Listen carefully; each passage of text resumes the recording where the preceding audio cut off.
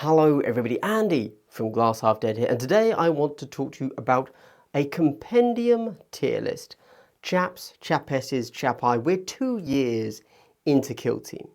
I think it's time, we all know what the compendium is now, right? It was a beginner thing, it bridged the gap. The majority of players have moved on from compendium, but there are still lots and lots of new players getting into Kill Team, especially due to the fact that Kill Team product is like completely ungettable. So you're going to have to seriously look at the compendium if you want to start playing Kill Team. So let's have a quick look at the tier list for it. I think we can quite safely say now that Ashes of Faith has released, that the compendium is done, right? It hasn't been touched for a long time, and I think that with Ashes of Faith, and I'm just going to guess that the Scions are going to have that 4-up BS transferred from Ashes of Faith over to the compendium, and I think the compendium's done. So let's take a step back this week, where today we're doing the compendium tier list, and then I'm going to do like the Into the Dark Year 2, Season 2 kind of in review, and let's see if we can agree between ourselves how the compendium is actually tier listed. Because we should all agree on this. Forget the stats. I don't care about the stats are boring, they don't mean anything when it comes to the compendium. We don't have enough people playing them to know how good things really are. So here's the other thing I want to point out. When it comes to the meta that I'm considering open, I suppose somewhat Into the Dark, but primarily open, and I'm considering internally. I'm not really too fussed about their power level in relation to everything else, like all the specialist teams, but also it doesn't really change the power level. If you want to think about things, all of the specialist teams are A tier, all of the compendium teams are B tier. This doesn't mean that the B tier can never beat the A tier, as I'm sure I'm gonna say multiple times throughout this video, but in general, if you want to play a stronger team, you should probably play the A tier teams, which are the specialist teams. Today we're looking at the B tier teams because now I do truly think that the compendium is closed. It's finished, end cap, let's have a look at it. We all know enough about the compendium teams to be able to say yes or no. Am I right or am I wrong? So as I go along, considering it yourself. But of course, before we dive into I'm going to stop at the start of the bottom. So we'll start at D tier and work our way up because that's more fun, I guess. But before we get to that, I would like to say, if you're a subscriber to my channel, I'd like to give you a big double hello. Wow, wasn't that wholesome? What is wholesomeness? Well, that's quite a philosophical concept, but in this particular instance, it is a pleasantry that is given to you twice, because life sucks and we all need a pleasantry to be given to us twice to understand it even once. If you like more of that, consider checking out my other videos, consider liking, leaving a comment, subscribing, all that good stuff. Right, let's see if I can... No, it's not going to do it, of course. Okay, hold on. I'm bringing it down in a very weird way. Boom. Okay, there you go, top of the screen, on the right there, or left, whichever one is yours. So I have also put these into what I think is the correct order within the rank, going from whatever at the left, closer to the letter D. That's the stronger of the tier, just to be clear, okay? Or I could be lying, I don't know. I made this about a month ago and then got busy with other things. Let's find out. So that first picture you see is actually, it shows scouts there, but pretend the scouts aren't there. Marines, they're not very good. There you go. We don't need to cover it. Especially now when you're thinking about intercession and Phobos, like there's genuinely no reason to ever play these Marines, right? Yeah. Scouts are going to be on the next, are going to come later, because I think they're a separate entity in that they are so different to the rest of the Marines. Likewise, Death Watch are also different. So just understand that, this is regular intercession, regular assault, tactical, all that stuff, okay? And then we have Necrons. Now, Necrons, I think, have widely agreed to be pretty bottom tier. They do have, again, ignore specialist teams, right? So they do have some pretty strong shooting. Arguably, being able to take everybody with AP weapons, some of the strongest shooting in the game, which was good when we didn't know how to actually really use our order tokens, I suppose. So for a beginner team, it's actually not terrible. But for example, their flayed ones were strictly worse than Gene Stealers, that sort of thing. So yeah, Necrons, I think, sit very firmly at the bottom there. Let's go to the C tier, because I see they suck. Now I seem to have AdMech, Forge World. No, I was going to say Hunterclade. So I seem to have the Forge World down there. Now, the Forge World are an interesting team in the sense that not many people ever played them because they were the first team to ever get a White Dwarf team. So yeah, they didn't hang around for long. And the Hunterclade team is just strictly better than them. So yeah, not much to say really. They're not very good. Cool, yeah. But they do still have a little bit of capability that allows them to be what I call mixed arms, which means they have some range and they have some melee, which inherently is pretty good in this game because it allows you to push threats at multiple ranges and really mess with people. Yeah. We then get to they're not Warp Coven. What are they? Thousand Suns. Yeah.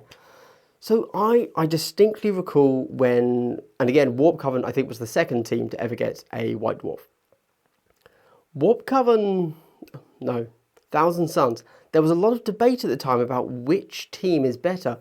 Is the Warp Coven actually better than the Thousand Suns? Because they've done restrictions to the rubric marines quite differently. So with Warp Coven, you have 2 APL, unless you're within whatever of a sorcerer, then you're 3 APL and like a normal marine, but you're still restricted to a 6-inch move. I've said the wrong thing, haven't I? No, that's right. Yeah. Yeah. I've completely forgotten the rules for them. Okay. Anyway, they're not very good. There you go. There was a lot of discussion at the time, but yeah, no, Warp Coven is just strictly better. Sorcerers are really strong. There you go. Cool. We then go to, it must be their APL, right? Like, they're 2 APL, no matter what you do. But they don't have the movement restriction, so they could have moved dash. I think that's it. Anyway, right, Kroot. Man, Kroot suck. There you go. Not much else to say, unfortunately. Poor Kroot, right? But they do get the Krootox, which is pretty cool. But unfortunately, they never really managed to do anything with it. We then get to the Tau. Man, I like the Tau, and I think that stealth suits are really cool. I really like stealth suits. I like the concept of the Breacher team as well. But yo, didn't work. Didn't work out. And obviously then Pathfinder's released, and Pathfinder's are strictly a stronger team. So people haven't really gone back to the Tau to like really dig into them because they do have a lot of interesting ploys. Let's have a quick word about the stealth suits, am I right? Super interesting. Super interesting. However, I think that with their APL, they were just never going to be a team. However, if you wanted to, you could probably just play them as 3 APL plus like 2 drones, and that's a team. There you go. That's a specialist team. We shan't dwell on how easy so many of these teams would be to turn into a specialist team because they're all super easy. But whatever. Let's keep going. Let's keep going. We get to the B tier. Scouts. Scouts are a really interesting team. 10 models, but they're APL2, but they've got good shotguns, and they have the ability to take lots of snipers and like 2 heavy weapons. And actually, I think Scouts are really good. Yeah, I think that maybe ignore Death Watch, but Scouts are like the best Marine team. Yeah, which is pretty cool. The only reason I say ignore Death Watch is because you could just take so much good like AP weapons and still have APL3. APL3 is so good. I love playing APL3. We then go to the Heretic Astartes, I believe this was. This was always an interesting one. People really enjoyed playing around with the idea of taking 5 and then 6, because obviously they've been buffed, 6 Chaos Marines, but also even after they got buffed to be able to take 6 instead of 5 Marines, people were still saying cultists are the way to go, because you had ways to forward deploy your cultists, and so it was a very interesting tricksy team. And it also has the ability where if you just completely fluff your rolls, you CP, go again. So you're practically guaranteed to get damage through. It's a very cool team. Cool team. We then have the Ecclesiarchy. Now the Ecclesiarchy, I'm actually a huge fan of. So they have a lot of different ways. So I think the Ecclesiarchy and Hive Fleet Tyranids are 2 exemplary teams that allow you to play in any way you want within that faction, obviously. So the Ecclesiarchy are just a great team. So if you just want to run 10 dudettes, with power armor, that's pretty good. Like, you can't just be chunked through. They have to deal with you. They have to respect that 3-up save on 10 bodies. It allows you to be relatively durable, and you still have a little bit of damage that you can put out with your special weapons. And then, unfortunately, the other models, the Flagelants, that's not what they're called, but those models are also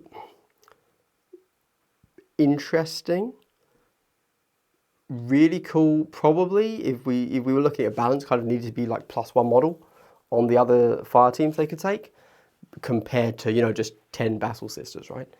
So never quite got up to being as good as 10 Battle Sisters, but still really solid. Feel no pains, decent melee, just not enough bodies on the board, unfortunately. But quite genuinely, I think that if someone is looking to start Kill Team and they want to play Compendium and they're thinking, oh, should I play 10 Sisters of Battle? Yes, great, go for it. Like, very good team for beginners, very good way to learn the game. And then we get Grey Knights. Now, Grey Knights being in B tier is a bit of an odd one, because a lot of people think that their relentless rules make them absolutely like top tier. They're definitely not top tier. There's an argument for them to be A tier, but they have some really tough matchups, just like all Marines have tough matchups. But yeah, these guys don't play well into anything with AP. For example, they are pretty hard count. So for example, one time, back in the day, before I'd moved on from my Grey Knights, I played them into Imperial Guard, and I didn't fail a single armor roll, but I was still tabled.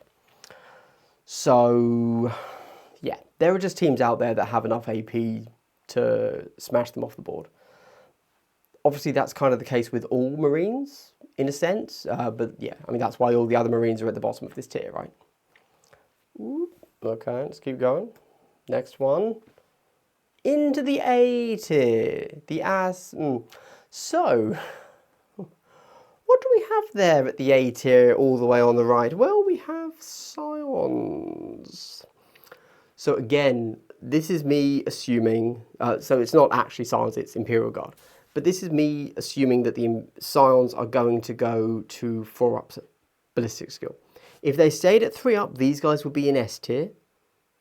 Not just Scions. I do believe that I suppose double Scions, like, then it's not a bad pick. But I do think you're getting more bang for your buck if you are Imperial Guard on one side, regular troopers and Scions on the other. Gives you more models, more special weapons. I think it's really solid. With that said, sometimes you would want to go double Scions, but I do think that in general, Imperial Guard troopers and Scions is the better pick there. But because they've dropped to 4-up, I would say they are they would no longer be in the S tier. You could you could argue for them to be in B tier now, because that drop to a 4-up is pretty harsh. Yeah, you're going to reroll 1s every turn, of course, but it's rerolling 1s into 4s is not as good as a 3-up. So we then get the Death Watch. There's another model on that picture, but I don't know what that is. Forget them. Death Watch. So Death Watch is super solid. Obviously, they recently, whilst everybody has been playing specialist teams, took second place up at Manchester. So they've done really well. They being able to take so many AP weapons. They have access to shields. Shields are so good. I remember back in the dark times, not really getting just how strong a Custode with a shield is, or just any shield, being able to block 2. Blocking 2 with 1 dice is so good. It's like, it just completely changes all the maths of anybody trying to attack you. These guys have the ability to take 2 shields if they want. They won't, because obviously they're going to be taking gunners. But you know, it's very cool. On the off chance they did need to flex into something else, they could. Like, I assume Harlequins, because there's no point taking all that AP into Harlequins because they have, say, invulns, right? We then get the not Worm Cult. The Compendium, are they just Gene Stealer cults? I don't know. This is a super interesting team. Arguably, I would say, if we were looking at pure Compendium, one of the best teams at the time. Purely due to, obviously, Cult Ambush. You would play it. It costs you a CP, unlike the Worm Cult, that just get it for free now. But being able to flip orders turn 1, super strong. And obviously these guys have a lot more flex than Worm Cult. Worm Cult, I would argue, is a very static team. They're a clear best picks, right? These guys, you don't have to run neophytes at all. You could run your super good close combat guys. Arguably, you should take one fire team with them, one fire team with the neophytes. Like, this is a really interesting, flexible team that can do a little bit of medium range and close combat in interesting ways, while still being able to use that cold ambush to lay down fire if needed turn 1. They are strictly not as good as Worm Cult. Worm Cult, again, is just straight up a power upgrade to them. But yeah, there's definitely interesting things in them, and I do think that they are strong. We then get to the Greenskins. Now, Greenskins released, obviously, alongside Commandos. Why would anybody play Greenskins when you have the all-new, super cool Commandos models who are also a specialist team? Well, some people did play them, and I think Greenskins they're no longer the most wounds on a team in a game, but they are definitely up there. They're, I think, second or third place of most just raw number of wounds on the board, which is super useful. And you know what? If they close with you, they're still pretty good in melee. And they also have a bit of shooting options, not good shooting options, but they're there. They also have like 1 or 2 tricks. If you know the tricks, you kind of, you can kind of avoid them, but you still have to just chunk through so many damn wounds. That's why they're so high up in A tier. Also because, again, because they released alongside Commandos, people don't really know what they're going to do if you put them on the board, which is such a huge... We'll get into generic tactics later in another video, which I'll do soon, but you know what one of the number 1 ways to beat an opponent in Kill Team is? Make sure they don't know your rules. There you go. Not make sure, obviously you can't make sure, but if you're playing like a brand new team or something, or it's your opponent's first time playing against your team, you should win. Like, that's how the game works. The game is filled with gotchas, which once you know and you learn, okay, that's the 1 or 2 things this team does, you're fine. But if you don't know what that team does, they will at some point break the game, and and in breaking that rule, that game, because Kill Team is so lethal, beat you. So there you go. I don't know how. I'm sorry. All right, that's another time. That's for another time. We then get on to the craft world. Now, craft world obviously sucked pretty hard. I think it was widely considered that they were probably they were D tier. They were D tier, but then they got buffed. And the buff they got was that every fire team for them, all four, get +1 operative. That's a huge change. It means you're no longer an 8 to 10 model team. You are a 10 to 12 model team. Oh, 13? If you take the pushy thing, I'm not sure. Either way, that slight activation advantage plus additional wounds on the board and additional models to shoot on the board means that you are a very strong team. You don't have shenanigans, really. Like, you could do a dash. That's well done, that's about it. You can do a +1 APL on a Dire Avenger if you're taking Dire Avengers for a CP. But pretty much, you just do what you do, and you have pretty decent shooting. You're hitting on 3s, and depending on what you're taking, you're either getting a little bit of mortal wounds with your Rangers, you're getting terrible melee with your Storm Guardians, probably don't take them.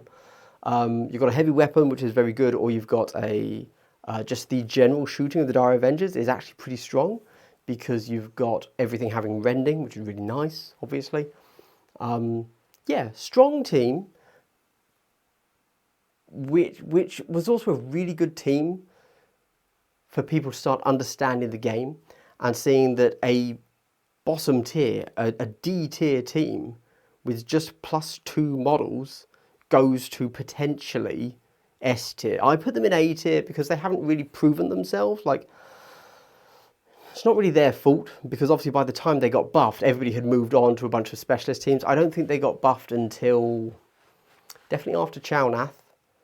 So possibly we even had Phobos out by the time they got buffed. So everybody was already experimenting and wanting to move away from Compendium before they got buffed. So we never got like top tier players going into them. And then we get to the S tier teams.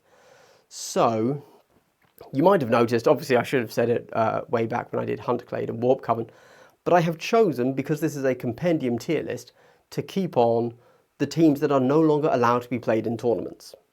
For example, in case you don't know, there was a balanced data slate. Again, should have said this at minute 3 of the video when I talked about Hunterclade. There's a balanced data slate saying that if you go and play in a tournament, it is suggested that you cannot play Forge World, Thousand Suns, and Harlequin Troop. I think that's what they're called. The Harlequins. And instead, if you want to play those factions, you have to play their specialist teams, which are Hunterclade, Warp Coven, and Void Dancers? Void Dancer Troop? Void Dancers. Well, you know what? Before that was a rule that was instituted, and the Void Dancers were released in White Dwarf, there was a lot of discussion about which is better. Now it's very clear that yes, now we can look back and say that yes, very clearly, the White Dwarf team is better. The Void Dancer is a stronger team than the Troop. But you know what? That Troop is not bad at all, to the point that I reckon if we were still allowed to play it, people would. Because one of the advantages of the Void Dancers is that if you kind of want to just ignore all of their Sadats, all of their weird, extra funky rules, then they're basically just the Troop, and they're still really strong. That's one of the, like, if not at the top tier levels of play, obviously you do then have to understand how to play all of their rules to really maximize their efficiency, right? But if you're kind of mid to bottom tier, you don't need to play their extra little fluffy rules like their Sadas and all that stuff. You can just hit stuff and still win. So yeah, they're a really strong team, and that's me talking about obviously specialist teams. In Compendium, they're really good. So yeah, easily an S tier. We then have the Death Guard. This is an easy S tier. Oh, you know what? I've done it the other way around, haven't I? Yeah, okay. Just looking at it now, yeah. Just look at, sorry, I've just noticed now, looking at, because I said at the beginning, oh, everything on the left closer to the letter is the stronger. It must be the other way around. And I've done the whole thing backwards. But that's fine. Just reverse everything I've said. Cool. Sounds about right for me. Death Guard. 5-up Feel No Pains. Man, they're so good. And they're so strong in Kill Team. I have legit... Anybody that's played Death Guard has a story where they played Death Guard and they did 8 damage and the guy saved 7 damage, right? It's insane. It's a rule that shouldn't be in the game. If I'm honest, it doesn't fit Kill Team thematically. Kill Team, you know, we've removed the charge roll. You can't fail a 2-inch charge in Kill Team. We've removed a lot of randomness from Kill Team. And I think that a 5-up Feel No Pain doesn't really have a place there.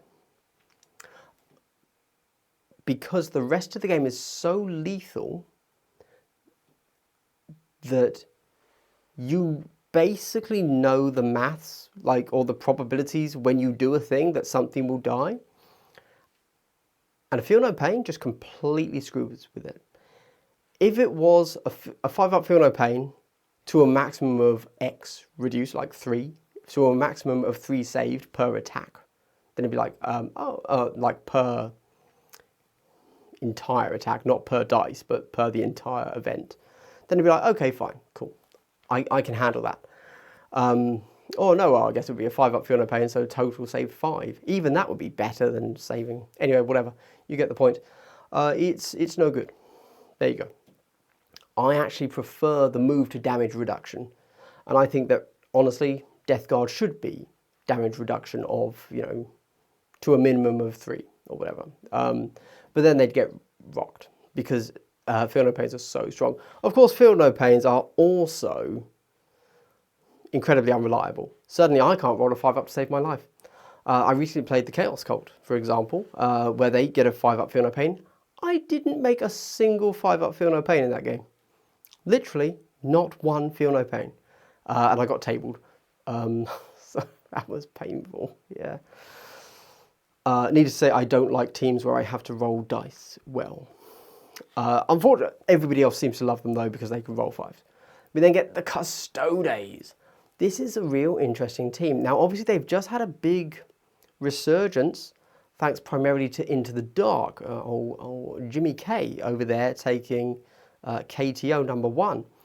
He himself not admitted, that's wrong, but agreed and said that this was only possible due to the mechanics of Into the Dark, and that in open they don't really have the teeth, so they've got what they need in certain situations to rock with the big boys. However, if we were playing open or mixed boards, they probably would have come up against something they can't really handle. Now, that's again talking about specialist teams, so it 100% leaves them in S tier for Compendium only, no questions asked. And you know what? It pains me to say it, but I have to confess, I no longer think, because of Jimmy K taking them to first, that they deserve 4-up APL. Which is a real shame, because up until that happened, I was fully on board the train of take Custodes back to 4 APL. But now, 4 APL with them, on Into the Dark, they'd be unstoppable beasts. They need it for open, but yeah. Real shame that old Jimmy, JK, Rowling? Jimmy, won, because otherwise we could still rally behind that call and that they should get 4-up, but sadly not. Then we have the High Fleet, the Tyranids. Again, alongside Ecclesiarchy, I think this is one of the best teams. Obviously, this is also a strong team, because it's in the S tier. I think it's a great team. I think anyone... So, hey, look, obviously, we all want to have a specialist Tyranid team, okay? But, for what it's worth, this is a really good team. Both in terms of gameplay, the tools it can give you to play around with, and in terms of power level. I really don't have much more to say about the High Fleet, because I think most people know what they do and how strong they can be. There you go. So that's another easy thumbs up. If somebody says, hey, ignoring the power level. If somebody says, hey, I want to play Kill Team, I want to play NIDS, can I play them? I don't think you should jump in and say, they don't have a specialist team, don't bother. I say, yeah, go for it. Good team, you got a whole load of options on that roster, and luckily, due to the power level, you're going to do okay. And then finally, demons, if you will. Demons. Again, I've put this backwards, okay? Harlequins, the troop, are the team that I think are the best. Demons are the worst of the S tier. But so still one of the best, but worst of the S tier. Worst of the best. Best of the worst? No, worst of the best. Demons are really solid. A lot of operatives, very killy in melee. Invulns, yeah, just a really good team. You can run them with a bunch of shooting, a bunch of melee. You can get Feel No Pains if you want. You can get faster operatives.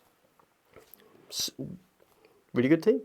Obviously, the only negative to them, really, is they have 5-up armor saves. And that's just kind of a bit rough for them, really. If you just don't make the armor saves, there's not much you can do. Yeah, which is their only downside. Because apart from that, I think they're a really, really solid team. And certainly when it comes to Compendium only, easily S tier, no questions. And have some really good counters to other matches within the Compendium teams that stop some of them from getting, I don't know what I'm saying, to be honest. Cool, anyway, well, hey, boom, wow, that was awesome. There you go, everybody. What do you think of my Compendium tier list? I think pretty spot on. Looking at it again, so as I said, I made this about a month and a half ago, but then like Gallowfall, Ashes of Faith, I've painted like 150 models in a month and a half. I'm completely burned out, hence doing a tier list. So I'm looking at it again now and I'm like, you know what? I might reorder a few of these things. So I'm actually quite curious to what you think. Where do you think I misplaced these models, these factions? If I had time, I would rejig this, but actually, unfortunately, I've got to go and do another video for y'all to come out Friday.